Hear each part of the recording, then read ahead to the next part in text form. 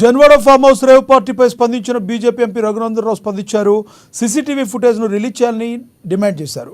Rave party నిర్వహించిన వారికి పాల్గొన్న వారికి శిక్ష పడాలన్నారు. సిట్ ఏర్పాటు చేసి త్వరితగతిన విచారణ చేయాలని రఘునందన్ రావు డిమాండ్ చేశారు. అసలు రఘునందన్ రావు ఏమన్నారో ఒకసారి చూద్దాం.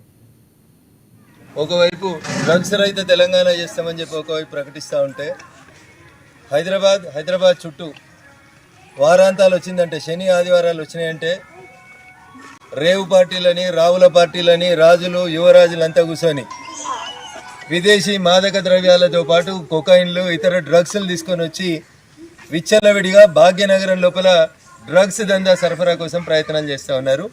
దీన్ని ప్రతి ఒక్కరం కూడా ఖండించాల్సినటువంటి అవసరం ఉంది. నిన్న రాత్రి కూడా హైదరాబాద్ శివార్లలో ఉన్నటువంటి ఒక ఫామ్ హౌస్, బాగా ఫేమస్ అయినటువంటి ఫామ్ హౌస్, ఒక ప్రముఖ రాజకీయ నాయకుని కుటుంబానికి సంబంధించినటువంటి ఫామ్ హౌస్లో అర్ధరాత్రి రేవ్ పార్టీ జరుగుతుందని, దాని లోపల వీఐపీల పిల్లలు ఉన్నారని చెప్పి అనేక రకాలైనటువంటి వార్తల్ని ఉదయం నుంచి టీవీ ఛానళ్లలో చూస్తూ ఉన్నాం. రాష్ట్ర ముఖ్యమంత్రి రేవంత్ రెడ్డి గారు ఆ ఫామ్ హౌస్ ఓనర్ తోటి కుమ్ముక్కు కాకపోతే అయ్యా డీజీపీ జితేందర్ గారు 12 గంటలకి ప్రెస్ మీట్ పెట్టి ఆ ఫామ్ హౌస్ చుట్టూ ఉన్నటువంటి సీసీటీవీల ఫుటేజ్ని రిలీజ్ చేయాలి.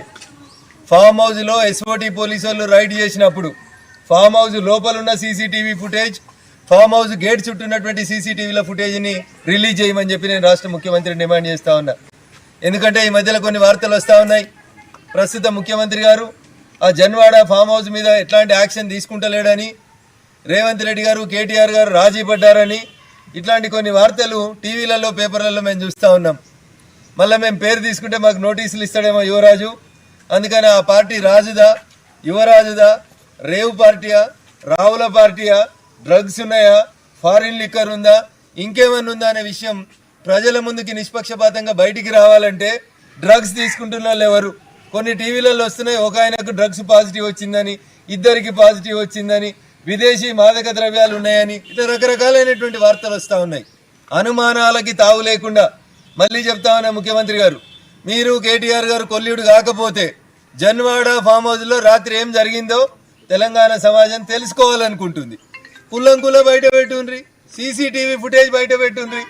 అలా రఘునందన్ రావు ఉన్నాడా, రేవంత్ రెడ్డి ఉన్నాడా, ఇంకెవరన్నా ఉన్నారా ప్రజలకు తెలియాల్సినటువంటి అవసరం ఉంది కదా. అందుకని దయచేసి రాష్ట్ర పోలీసు యంత్రాంగాన్ని, ముఖ్యంగా డీజీపీ గారిని, ఈ రాష్ట్ర ముఖ్యమంత్రి గారిని నేను చేసేటువంటి డిమాండ్, నిన్న రాత్రి రైడ్ జరిగినటువంటి జన్వాడ ఫామ్ హౌస్ చుట్టూ ఉన్నటువంటి ప్రతి సీసీటీవీ ఫుటేజ్ని కూడా వెంటనే 12 గంటలకే డీజీపీ గారు ప్రెస్ మీట్ పెట్టి రిలీజ్ చేయాలి.